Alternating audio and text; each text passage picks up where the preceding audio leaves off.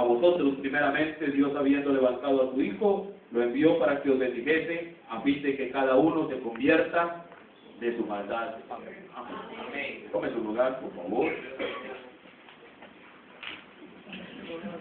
Bien, esta será nuestra última noche aquí con ustedes, lo cual, una vez más, así como ayer, agradecemos a todos por sus cuidados, por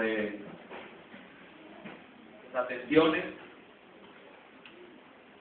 y su manera de poder atendernos y poder estar con nosotros en un buen espíritu de compañerismo, principalmente a nuestro hermano Juan Cedeño, igualmente a nuestro hermano Cristian Contreras, a quienes agradecemos por la confianza, la invitación, su deferencia para con nosotros. Hemos estado aquí de tierra extraña, pero a la vez comprendiendo que la frontera le hicieron los hombres, ¿verdad? Dios no hizo la frontera, le hicieron los hombres, y nosotros todos somos de una misma ciudadanía. Amén. Somos blancos, negros, altos, bajitos, ojiazules, ojicafés, gordos, flacos, calvos, unos con bastante de pelo, crespos, pelilitos, pero todos venimos del mismo árbol. Amén, amén, así es. Amén. Todos venimos de la misma fuente, así que creo que de esa manera nos tratamos como hijos de Dios. Amén, así es. Aún digo el profeta de Dios, tal vez usted y yo no podamos ver ojo a ojo, pero sí podemos trabajar hombro a hombro. Y ese es el motivo que nos reúne cada vez que venimos a la casa del Señor. Usted puede tener un hermano en la iglesia con el que no se puede poner de acuerdo, pero eso no quiere decir que no sean hermanos. Se puede tener una hermana a la que usted siente cierta familiaridad con ella y otra con la que de pronto usted siente que como que hablan dos idiomas diferentes, pero eso no lo hace que no sea su hermana. Nos respetamos en nuestras diferencias, nos amamos también en aquello que estamos de acuerdo. Afortunadamente con nuestro hermano Juan, nuestro hermano Cristian, no hemos encontrado diferencias, y si las hubiera, pienso que son más las cosas que podemos tener en común que las que nos diferenciarían, y eso es lo que es suficiente motivo para poder tener compañía. Si me regalaron un poquito más de... no me oigo, y entonces no sé cómo escucha atrás. ¿Escucha bien? Anoche estaba un poquito mejor el sonido, si pudiéramos ponerlo igual, ya que no me escucho, o si se puede poner un poquito más, y de pronto desde que pega la pared se devuelve dando a escucharme. Muchas gracias. No es lo mismo hablar con micrófono que sin micrófono. Cuando usted habla por micrófono, como que el micrófono discúlpeme la expresión, pero como que se traga la voz. Cuando uno habla sin micrófono, uno mismo se escucha. Pero cuando uno se pone el micrófono, uno ya no se escucha. Entonces, hace falta un poquito, muchas gracias. Ahí me escucho un poquito. No es que me guste escucharme, solo que lo necesito. Alguien dirá, el hermano tan creído, vea, tiene que estar escuchando su voz. Pero no es de esa manera. Bien, mis hermanos, hemos tomado 3 testigos de la Escritura para poder hablar algo que, si usted me tiene paciencia, lo cual espero que así sea, hablaríamos algo que titularíamos, si pudiéramos llamarlo de esa manera, conducta, orden y doctrina. Así hablaríamos esta noche, conducta, orden y doctrina. ¿Cuántos estuvimos en el culto ayer? Quisiera ver la mano de los que estuvieron en el culto. Muy bien, creo que la gran mayoría. Entonces pudiéramos empalmar muy fácilmente. Pudimos ver cómo ayer pudimos ver mejor cómo el Señor ha levantado un varón y una hembra para una boda.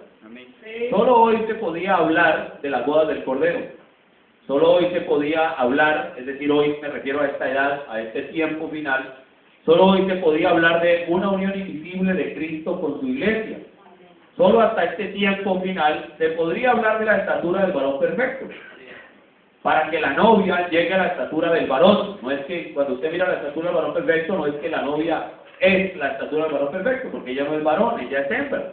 Ella va a llegar a la estatura de él, como la mujer va a llegar a la estatura de su esposo. Entonces la iglesia llega a la estatura de Cristo. Entonces, así como una nación llega hasta donde su presidente la lleve, porque ese es el tipo, ese es el orden. Un ejército llega hasta donde su comandante lo instruye y lo lleve. El ejército no puede ir más allá de eso. Entonces, para eso es dada la cabeza en todo el cuerpo físico, las piernas van para donde la cabeza la lleve. Y así, de ahí en adelante, todo lo que usted aplique. Una empresa funciona hasta donde el gerente o presidente o director de la empresa la lleve. Si él es un mal administrador, pues así funcionará su empresa. Si el hombre es un mal administrador, así funcionará su esposa y su hogar. Si el presidente es un mal administrador o mayordomo, así funcionará su nación. Si un comandante es mal administrador, pues su ejército perderá la batalla. Y si no tiene batallas, pues simplemente no va a servir para nada. Y así sucesivamente todo funciona de la misma manera. Si un pastor no sabe estas mismas cosas y no es un buen mayordomo, pues la iglesia irá un ciego guiando a otro ciego, ambos se irán al hoyo. Pero Dios hoy no nos ha enviado cualquier guía. Dios hoy nos envió el mejor de todos los días, el Espíritu Santo. Y el Espíritu Santo prometió en su palabra enviar un profeta. Y ese profeta entonces es nuestro guía. Es la guianza del Espíritu Santo a través de lo mejor que Él podía mandar, un profeta. Cuando nosotros hablamos de la escritura de los profetas, no son cualquier cosa. Los profetas hoy día, y a lo largo de toda la Biblia, usted mira ya en el libro de Samuel, dice la Biblia que a los profetas en aquel entonces se les decía vidente. Un profeta en la Biblia es el ojo de Dios. Un profeta en la Biblia es la boca de Dios. No solo de pan vivirá el hombre, sino de algunas palabras que salgan de la boca de Dios. ¿No dice así? El texto dice, no solo de pan vivirá el hombre, sino de toda palabra que sale de la boca de Dios. Ahora, ese texto es de Deuteronomio 8:3, que lo apunta y lo tiene allí pendiente. Pero también dice la Biblia que sea la palabra de todo hombre mentira, y sea Dios veraz. También dice la Biblia, cielo y tierra pasará, mas mi palabra no pasará. Entonces, cuando hablamos de un profeta a la luz de la Escritura, usted sabe que vino un profeta llamado Moisés. Y cuando vino este profeta llamado Moisés, a Aarón, el cual era muy cercano a Moisés, tan cercano que él era el que manejaba la vara, él era el que hacía que las plagas vinieran, él sabía y conocía el poder de Dios que le había sido dado, no a él, sino a su hermano menor, el cual era Moisés. Y entonces lo que el Señor le daba a Moisés, por medio de una visión, Moisés venía, se lo decía a Aarón, y Aarón le creía a Moisés. Y Aarón simplemente hacía lo que Moisés le decía, y eso no fallaba. Y yo creo que la primera vez, de pronto Aarón, bueno, él iba seguro porque Dios lo había llamado para eso, porque la Biblia dice, cuando Moisés le dijo al Señor allá frente a la zarza ardiente, dijo, Señor, pero yo no sé hablar. El Señor le dijo, ¿acaso no conozco yo a tu hermano Aarón y que él habla bien? Cuando tú llegues a Egipto, él va a estar recibiéndote. Entonces, cuando Moisés llegó, Aarón ya sabía que Moisés iba para allá y lo recibió. Entonces, en la medida que Aarón iba viendo las maravillas que Dios iba manifestando por medio de Moisés, yo creo que su fe se afianzaba en Moisés. ¿No cree usted eso? Cada vez más creía en Moisés. Pero de alguna manera él cometió un error. Y es que le dio por hablar en contra de la esposa de Moisés, con su hermana Miriam. Y la hermana Miriam era la líder de las pandereteras del pueblo de Israel. Era una profetisa, tenía un don de profetizar. Y cuando ellos pasaron allí el Mar Rojo y llegaron del otro lado, empezaron a cantar aquel hermoso himno que usted encuentra aún en el libro de Apocalipsis capítulo 15, grandes y maravillosas son sus obras. Y empezó a cantar y el pueblo se avivó y Miriam era la primera y eso fue una profecía, ese himno fue bajo inspiración y todo ese tipo de cosas que pasaron. Pero más adelante en el camino, ella le dio por hablar en contra de la esposa de Moisés. Y cuando usted mira el texto, Dios no solo no se agradó, sino que Dios realmente no le perdonó que ella hubiera hecho eso. Lo requirió allá en la puerta del tabernáculo y los había llamado por causa del Señor de lo que habían hablado en contra de Moisés, porque tocar algo relativo a Moisés era tocar a Moisés. Todo lo que rodeara a Moisés, lo que fuera parte de su propiedad, todo lo que fuera afectado de Moisés era dañar a Moisés. Y el Señor lo requirió a la puerta del tabernáculo, trajo una lepra sobre ellos. Usted sabe cómo les dijo el Señor allí a ellos, les dijo, miren, yo les he dicho a lo largo de la ley, que cuando yo le hable a un profeta por medio de visiones, ustedes escúchenlo y respétenlo, porque yo le estoy hablando por medio de eso a mi profeta. Pero con Moisés no he hablado así. A Moisés no le hablé por sueños y visiones. A Moisés le hablé cara a cara. ¿Qué hizo el Señor allí? Cogió a Moisés y lo colocó en un punto mayor. Sin dejar de ser un hombre, no lo podía hacer Dios. Pero sí lo tomó y lo puso en un punto muy alto. Y entonces le dijo, y aún así no tuvieron temor de hablar de él. Y les costó una letra. Moisés intercedió por ellos. El Señor los sanó de la lepra.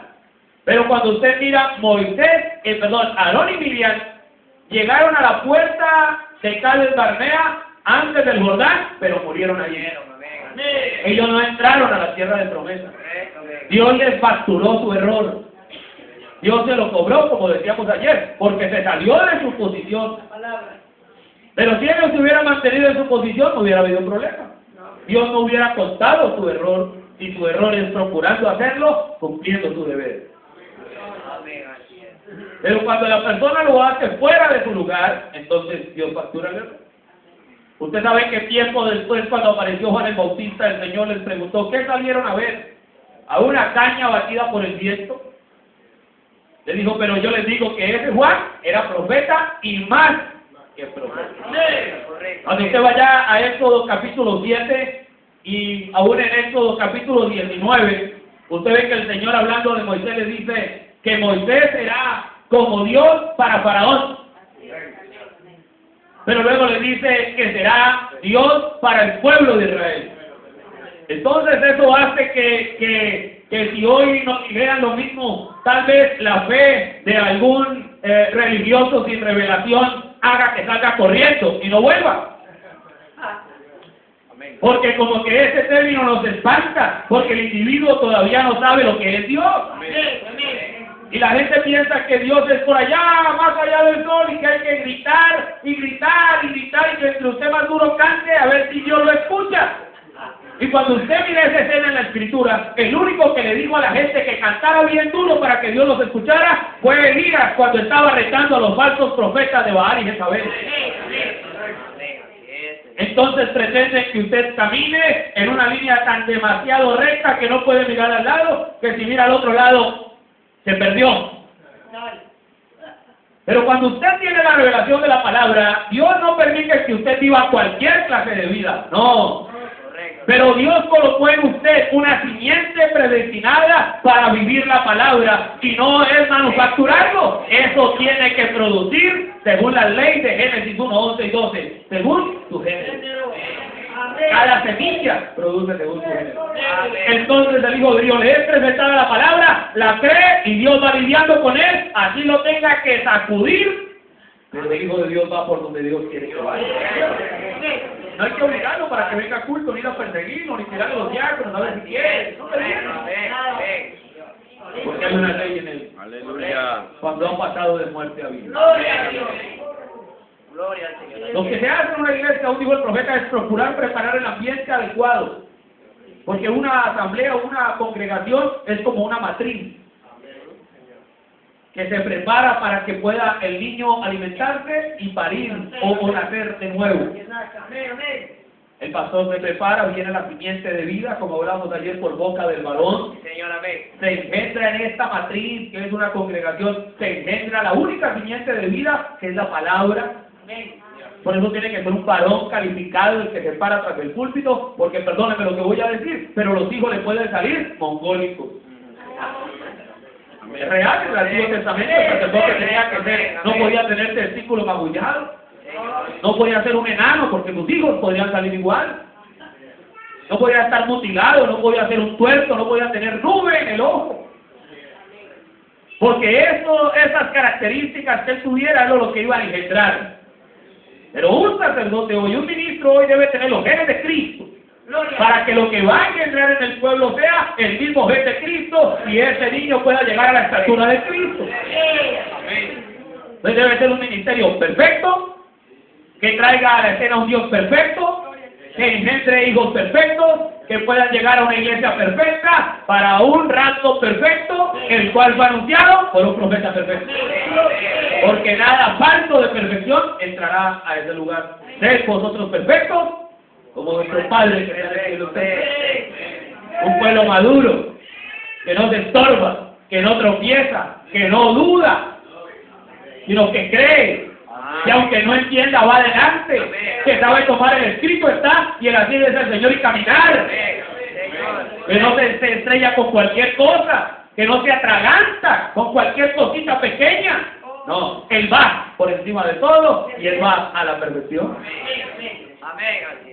Entonces cuando vino allá y coloca a Moisés como Dios para el pueblo y como Dios para Faraón, entonces ese Moisés no era cualquier hombre. Y ni a su hermano le rebajó el haber hablado en contra de su esposa. Mire, le perdonó más el becerro de oro que hablar en contra de la mujer de Moisés. Amén. Cuando vino Juan le dijo que salieron a ver, hermano, una caña vestida por el viento, profeta y más que profeta, porque no ha nacido varón de mujer mayor que Juan. No puso a Juan por encima de Jesús, pero tampoco lo puso como los demás. Lo puso en una posición especial.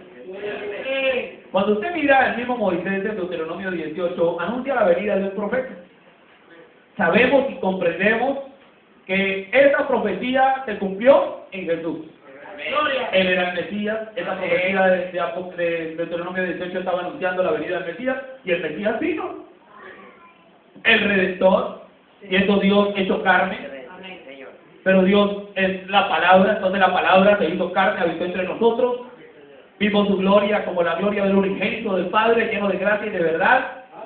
Y esa palabra se encarnó y pagó el precio de redención, hizo su trabajo, y todos nosotros hoy creemos en el sacrificio de la cruz del Calvario. El único perfecto, el Redentor, se hizo pariente para poder redimirnos. Reclamó los derechos sobre nuestra vida, sobre la simiente, porque la Biblia dice que Él no murió por todos. Él murió, como dice Isaías 53, por los muchos. Y creyeron, como dice Hechos 13:48, todos los ordenados para vida eterna. Entonces no todos eran ordenados para vida eterna. ¿Cuántos vienen ordenados para vida eterna? Entonces ya venimos programados para eso. Ahora, esa profecía fue dada y la cumplió el Señor Jesús. Pero luego viene Lucas en el libro de los Hechos, capítulo 3, después del día de Pentecostés, y nos nombra allí lo que el apóstol Pedro está hablando, y es que de nuevo anuncia lo que había dicho Moisés. Dice, porque Moisés dijo a los padres. Y entonces muchos dejan esa profecía solo en el Señor Jesús, pero no es así. Porque cuando Pedro cita ese texto, él está hablando de la restauración de todas las cosas y está hablando de la segunda venida de Cristo. Entonces dice, porque Moisés dijo a los padres, profeta como yo levantará el Señor. Jesús fue un profeta para los gentiles, perdón, para los judíos. Fue el Hijo del Hombre, terminando las edades del Antiguo Testamento, siendo un judío, entre comillas, usted me entiende, porque no era su sangre judía, pero vino para los judíos. Pero Él prometió que al final del tiempo de los gentiles, Él se revelaría como el Hijo del Hombre. Sería la manifestación del Hijo del Hombre a través de Malaquías capítulo 4. Y cuando se revela como el Hijo del Hombre a través de un profeta en el tiempo del fin, entonces es el cumplimiento de lo que dijo el Señor en el libro de los Hechos capítulo 3. Y entonces el Señor toma cuidado y dice, y será que todo aquel que no oyere a aquel profeta será desarraigado del pueblo. Entonces eso lo pone a usted y me pone a mí en una posición demasiado especial. Demasiado especial. Pero también nos pone en una posición de demasiada responsabilidad delante de Dios. Y es que usted y yo podemos ser sacerdotes, como lo fue Aarón de Moisés, pero tenemos que tener cuidado de no hablar en contra de Moisés. Usted puede ser una banderetera, del sacerdocio de Moisés o de la familia cercana a Moisés, pero no debe hablar nada en contra de Moisés. Así no le parezca o no le caiga bien la mujer que Moisés escogió, es la mujer de Moisés, perdóneme, no la suya ni la mía. La mujer que escogió el primo, la hubiera escogido a ti, ¿cómo le ocurre escoger? Y el primo dirá lo mismo de nosotros. Por eso cada cual con lo suyo. Así conteste y viva feliz. Entonces, cuando nosotros miramos la promesa de la Biblia, Moisés habló de la promesa a los padres, es repetida de nuevo en el libro de los Hechos, y anunciada esa promesa de un profeta para los días de la restauración de todas las cosas. Y esa promesa es Malaquías capítulo 4. Por eso Malaquías capítulo 4, en el verso 4 que usted acabó de leer ahí en su Biblia, dice, acordaos de la ley de Moisés, o de Moisés mi siervo, al cual le encargué enseñanzas y ordenanzas en Horeb. Entonces hay un mandamiento, hay unas enseñanzas y hay una ley. Cuando viniera aquel tiempo de que ese profeta se manifestara. Ahora, ¿por qué hablamos de esto y qué tiene que ver eso con el tema o el título conducta o doctrina? Porque estamos hablando del reino de Dios. Estábamos hablando ayer de cómo el Señor levantó una hembra y que hoy día no estamos en el cuerpo de abajo, la parte de abajo del cuerpo de la hembra, sino que hemos llegado al tiempo en que la hembra ha llegado a madurez o está llegando a madurez y está en unas bodas del Cordero. Usted dirá, no está en las bodas. Y está en las bodas, porque las bodas del Cordero tienen 4 pasos. Tiene decisión, tiene compromiso, tiene promesa. Solo falta la ceremonia. Pero ya vamos adelantados en ese proceso. Y la ceremonia pues va a ser algo bien especial. Pero ya vamos en ese proceso de boda. Ya se está efectuando una unión invisible de Cristo con su novia. Pero Él no se va a juntar con una desordenada. Con una brincona. No. Y lo decíamos ayer, por eso no se casó en la edad pentecostal. Porque quien lo sienta, nadie lo sienta. Por eso Él vino y nos enseñó el orden y podemos reunirnos así quietitos, como estamos todos, gozándonos en la palabra, sin necesidad de brincar hasta el techo y de brincar un poco de cosas para ser avivados por la palabra. Estamos siendo bien instruidos, enseñados por el Espíritu de Dios. Y entonces Dios nos va dando el crecimiento. Pero entonces, ese reino de Dios, en ese reino de Dios existe un orden, una manera de conducirnos y una enseñanza. Y en ese orden de Dios, yo no encuentro otra palabra para describirlo, pero existen rangos. Sí existen rangos. Yo no encuentro otra palabra para resumir rangos o jerarquías. Esa palabra jerarquía a más de uno lo puede atragantar, pero yo espero que usted lo tome con discernimiento espiritual. Porque miren que hay una cosa, en el Antiguo Testamento usted podía comer el alimento y se atoraba. Entonces se requería libación de vino. ¿Para qué la libación de vino? Es lo que nosotros llamamos en Colombia la sobremesa. Lo que usted va comiendo y va tomando para que baje. El bolo alimenticio no se le enrede y se le complique. Entonces usted va tomando, para eso era el vino, para que el cordero bajara y no se atorara a la persona, porque parece que comió y usted después lo ve tirado en el camino. ¿Qué pasó? Se ahogó, le dieron un pedazo de carne muy grueso. Hay otros que se ahogan con una tirita nomás. Entonces se requiere el vino, y el vino es la revelación, y el cordero es la palabra. Entonces se requiere la revelación para que la palabra baje y pueda ser digerido. ¿Cuánto les gusta el vino? Sin vino, hermano, se nos reseca la boca y no comemos nada. Entonces existe un orden de Dios. Muestra de ello es que en el cielo había un orden, y todavía lo hay. En el cielo hay un comandante, que es Dios, obviamente, pero hay arcángeles, hay querubines, hay serafines, hay ángeles. Y cada una de esas divisiones, si lo podemos decir así, es un ejército.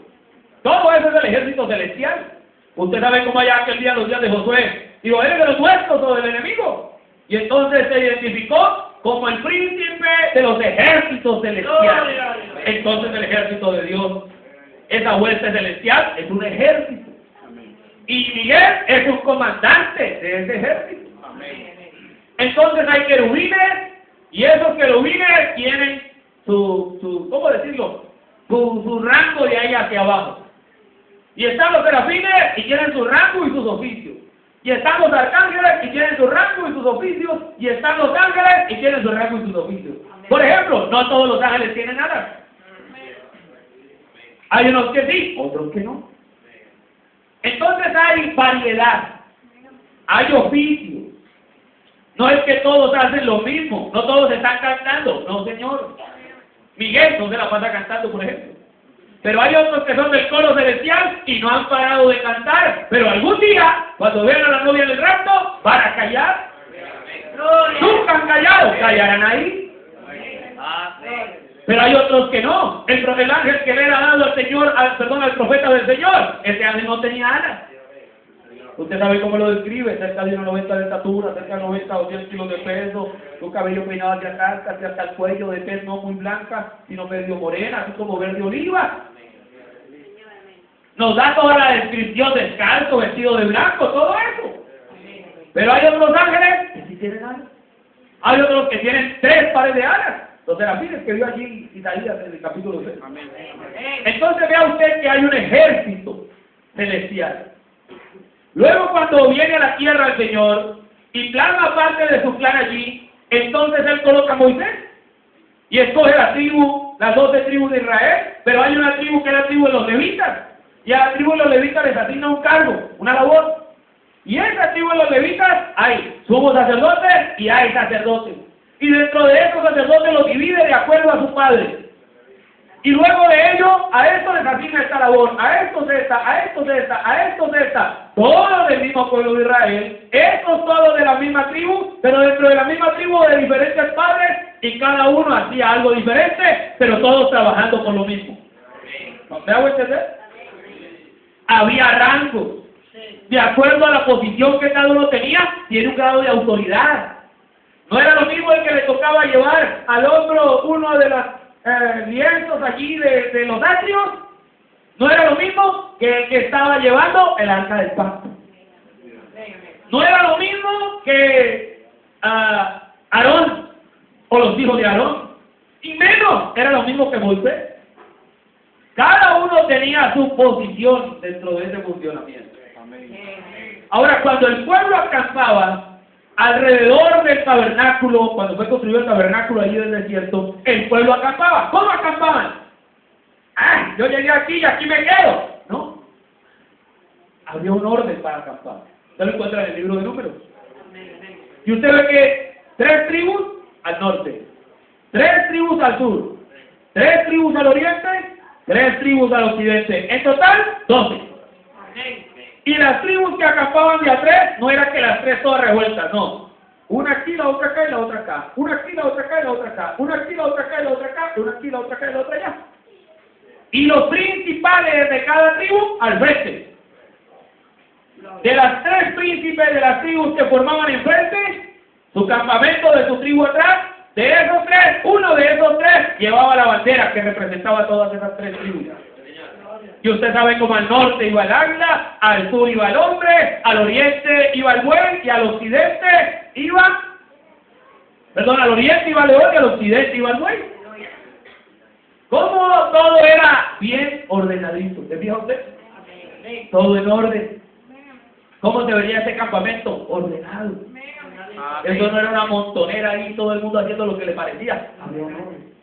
Que llegó la hora de la comida, en las mañanas o en las tardes que cayera el maná. Eso no era la hora que ellos quisieran, había horarios para recibir el maná.